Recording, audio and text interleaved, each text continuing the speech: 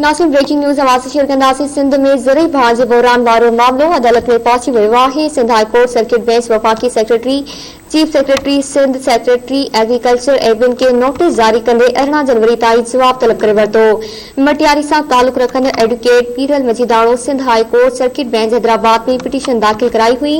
दरख़्वास्त गुज़ार चयो त सिंध में भाण जो अतरादो बहरान पैदा करे आबादकार ऐं हारियुनि जो मुआशी क़त्ले आम कयो पियो वञे।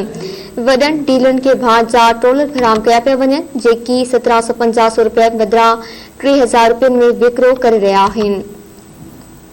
दरख़्वास्त गुज़ार चयो त यूरिया भाण तोड़े DAP भाण फराम करण प्लांट प्रोटेक्शन खाते जी ज़िम्मेवारी आहे, पर इहो आबादकार तोड़े हारियुनि के भाण फराम करण बदिरां रुगो मनपसंद ज़मींदारनि ऐं असर रसूख़ रखंदड़ डीलर्स खे फराहम पिया कनि। ब्रेकिंग न्यूज़ आवाज़ शेयर कई पिया। सिंध में ज़रई भाण जे बहरान वारो मामलो अदालत में पहुची वियो आहे।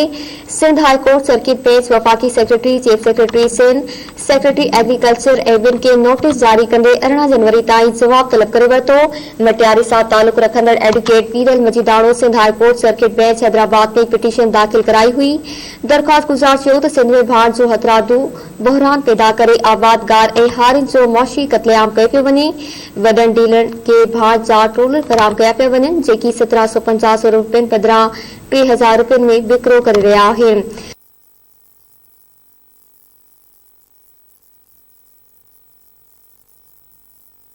वधीक तफ़सील मालूम कंदासीं। हैदराबाद मां धरती टीवी जे रिपोर्टर शबीर अबड़ो खान। जी शबीर, आगाह कजो। जी बिल्कुल, सिंध में ज़रई भाण जे बहरान वारो मामलो अदालत में पहुची वियो आहे।